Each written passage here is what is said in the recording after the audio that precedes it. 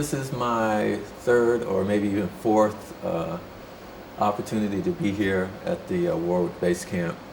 And probably the thing that I find the most exciting is the fact that we have so many students coming back every year, which is nice. But also the level of musicianship seems to have gotten a lot better. Last year I think we had a young 14-year-old bass player from California who was here. He was a little shy about being on stage, but he seemed to infect all the other older musicians, you know, with his curiosity and his ability to not be afraid and to just kind of jump into the deep end of the music.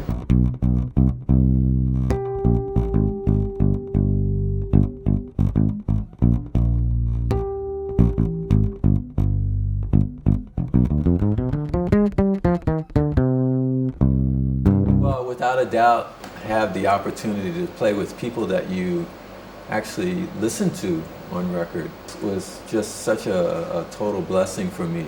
Joseph Zawinul and Wayne Shorter, people like Carlos Santana, or even Phil Collins, Horace Silver. It's like a dream come true. The fact that you're not only playing with them, you're learning so much, you know. Yeah, in 1974, I went to visit a guitar builder in the Village in New York. His name was Charles LeBoux. So we started with a block of wood, and he just watched me play, and he built the neck and then the body and the fingerboard.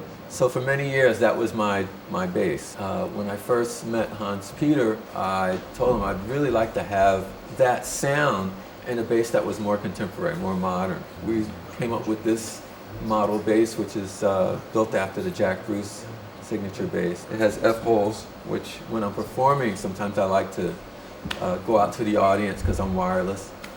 And it's a treat for the audience when I'm out there with the lights on, you know, in the dark. It's kind of cool.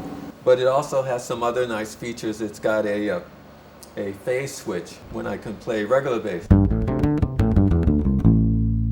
Or when I solo, I can switch it out of phase.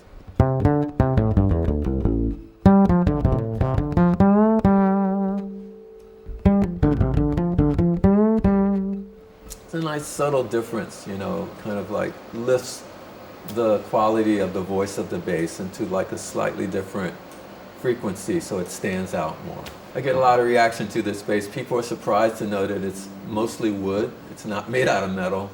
It just has a chrome finish. One of the things that I've learned over the years is to really give as much value to the rest as you do to the notes. You don't have to be very busy in order to be musical. I kind of like the way things have turned out in the sense that I think more musicians, vocalists, painters, sculptors, dancers, they have more control over their talent and art right now. If a musician wanted to release a recording of their compositions, they had to go through a record company. And now anybody can put together their material and post it on YouTube. All of a sudden they've got 1 million people around the world, not just in their city or in their state or in their country, that has access to their music. So that's a very positive thing, to empower the artist to have control over their music. Everything we do is electronic, from pushing a button in an elevator, watching the barista make your coffee at you know, everything's automated now. And there can be a certain danger in that we get used to things being so quick. When I'm teaching on campus, is that I see a lot of students walking around like this, you know. On their journey from one place to another, they miss the opportunity to see people of different cultures, possibly have a conversation with someone that's looking for directions and hear another dialect, or, you know, it forces us to kind of be attached to it or available to it almost on a 24-hour basis. Whereas before we had time for each other and we had time to interact with each other, you know. And then we would pick up the beeper or the cell phone. So I support Bassists Against Racists.